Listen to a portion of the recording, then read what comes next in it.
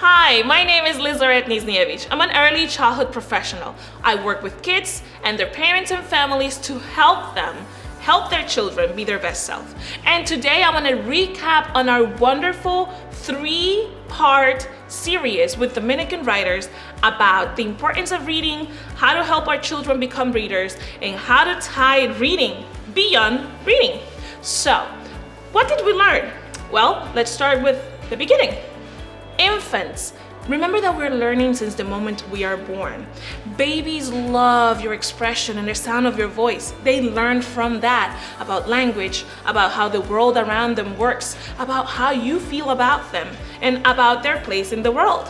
And so when you want infants to get interested in reading, you want to get books with beautiful, colorful pictures. Since their eyes are still adjusting, the color red is very important. And books that have big pictures and big words and that are short.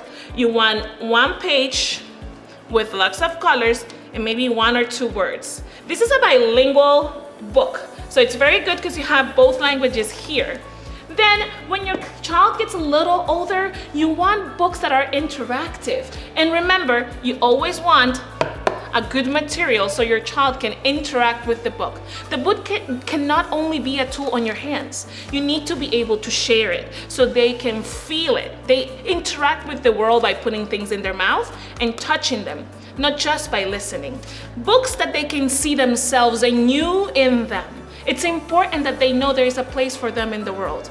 Find those books. And if you need a list, reach out to me. I'm happy to share. When your child becomes a toddler, you want to start talking about concepts. What are concepts? Well, numbers, letters, colors, shapes. But you don't want to use that as a lesson. What do I mean? I mean that if you get a book that's called 1, 2, 3, 4, your child might not be interested in it and might not be interested in learning numbers. But if you want to talk about colors, for example, and you get a book like Brown Bear, What Do You See? You're gonna be able to not only talk about colors on each page, teaching the concept, but make your child go through a really fun and colorful story. That's what you want. Stories that intertwine concepts without telling your child that you're talking about that. That's the fun part of learning. And then your child gets a little older and you have the opportunity to have conversations with your toddler. Encourage their imagination. There's a lot of books out there, but absolutely no words. And what does this mean? It means you can start a conversation with your child. You can ask them, what do you see? What do you think is happening? And listen to the ideas that their imagination generates. Next, we want to talk about school-age children. And school-age children have their own ideas about the world, and they can have complex conversations if you encourage them. So pick books that not only they can relate to, but have meaningful stories and something they can stay with.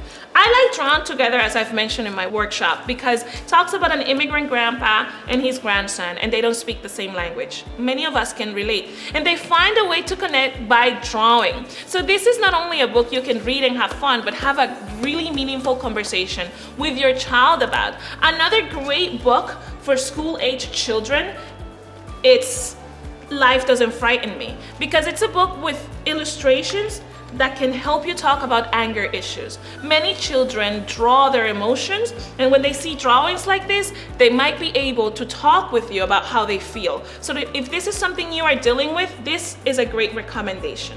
I could go on and on about all the books that I love, and we could be here for a long, long time. So if you would like a comprehensive list of all the books I spoke about during the workshop, please subscribe to my newsletter on my Instagram or going to my website. You can find the links below. I'll see you next time. It was a pleasure. Thank you so much for tuning in. Bye-bye.